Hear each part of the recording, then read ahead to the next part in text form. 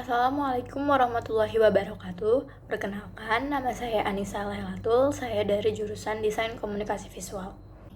Assalamualaikum warahmatullahi wabarakatuh. Saya Sarah Mutia. Kali ini, saya akan membahas tugas besar 1, di mana temanya adalah menggali dan mengembangkan potensi diri secara profesional. Dan judul yang saya ambil adalah Fondasi Pengembangan Diri yang Berkelanjutan di Dunia Kerja. Pendahuluan. Dalam era yang dipenuhi dengan perubahan cepat dan kompleksitas di dunia kerja, penting bagi individu untuk membangun fondasi pengembangan diri yang berkelanjutan. Fondasi ini tidak hanya memberikan keunggulan kompetitif, tetapi juga memungkinkan adaptasi yang efektif terhadap perubahan yang terus-menerus. Dalam presentasi ini, kami akan menggali konsep fondasi pengembangan diri yang berkelanjutan, menyoroti pentingnya dalam konteks dunia kerja saat ini. Mengidentifikasi fondasi pengembangan diri. Yang pertama, keterampilan interpersonal, kemampuan berkomunikasi, memimpin, dan bekerja dalam tim adalah kunci bagi pengembangan diri yang berkelanjutan di tempat kerja. Kolaborasi dengan beragam individu dan membangun hubungan yang kuat menjadi kunci sukses dalam lingkungan kerja yang dinamis. Yang kedua, keterampilan teknis. Di era teknologi, keterampilan teknis seperti analisis data, pemrograman, dan kecerdasan buatan semakin penting. Menguasai keterampilan teknis memperkuat fondasi pengembangan diri dalam menghadapi perubahan yang terus berlangsung. Yang ketiga, kemampuan belajar. Kemampuan untuk terus belajar dan beradaptasi adalah landasan utama bagi pengembangan diri yang berkelanjutan. Individu yang proaktif dalam meningkatkan keterampilan mereka akan memiliki keunggulan kompetitif di dunia kerja yang berubah-ubah. Yang keempat, kesadaran diri. Pemahaman mendalam tentang kekuatan, kelemahan, nilai, dan minat individu adalah kunci untuk pengembangan diri yang efektif. Dengan kesadaran diri yang baik, individu dapat mengidentifikasi area pengembangan dan mengambil langkah-langkah yang tepat. Integrasi fondasi pengembangan diri di dunia kerja. Pertama, pelatihan dan pengembangan.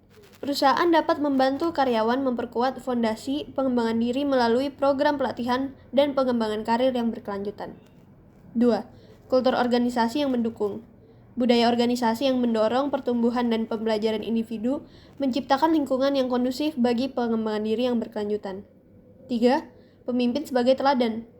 Pemimpin yang menunjukkan komitmen terhadap pembelajaran dan pertumbuhan mengilhami karyawan untuk mengembangkan diri. Kesimpulan, fondasi pengembangan diri yang berkelanjutan adalah kunci sukses jangka panjang dalam dunia kerja yang dinamis. Dengan membangun keterampilan interpersonal, teknis, kemampuan belajar, dan kesadaran diri yang kuat, individu dapat mengatasi tantangan dan mengambil peluang di tempat kerja. Organisasi perlu menciptakan lingkungan yang mendukung pertumbuhan agar karyawan dapat berkembang dan memberikan kontribusi yang berarti. Sekian dari kami. Terima kasih. Wassalamualaikum warahmatullahi wabarakatuh. Assalamualaikum warahmatullahi wabarakatuh. Saya Sarah Mutia dan Anissa Lailatul dari kelompok 6 ingin mempresentasikan tugas besar 1.2 etik, mengatasi konflik dengan berpikir positif dalam komunikasi. Pendahuluan. Konflik adalah bagian alami dari interaksi manusia.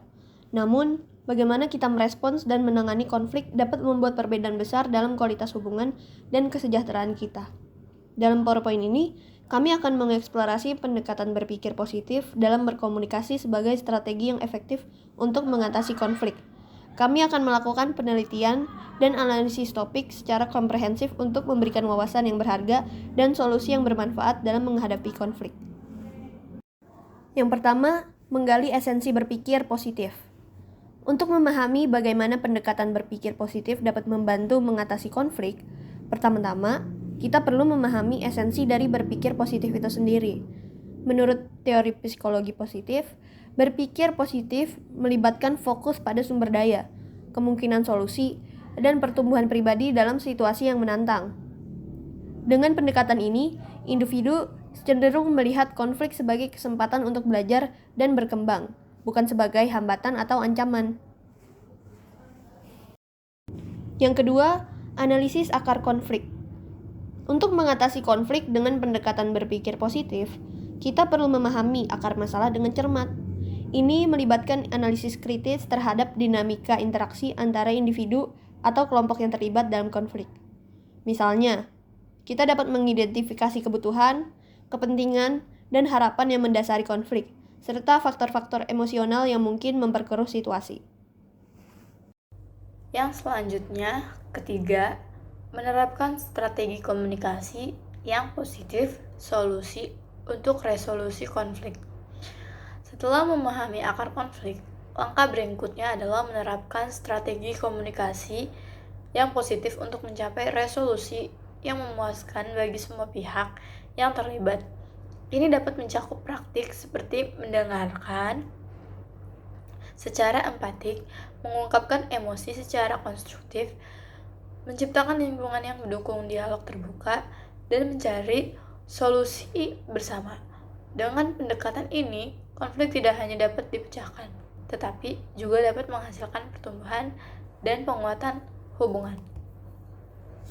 Kesimpulannya, dalam kesimpulan, kami menegaskan pentingnya mengatasi konflik dengan pendekatan berpikir positif dalam berkomunikasi. Dengan memahami esensi berpikir positif, menganalisis akar konflik dengan cermat, menerapkan strategi komunikasi yang positif, dan mendukung argumen kami dengan data dan bukti teoritis. Kami menawarkan pandangan yang komprehensif dan solusi yang bermanfaat untuk menghadapi konflik. Dengan menggabungkan teori dan praktik, kita dapat mencapai kesuksesan dalam mengolah konflik dan memperkuat hubungan kita dengan orang lain. Sekian dari kami. Wassalamualaikum warahmatullahi wabarakatuh.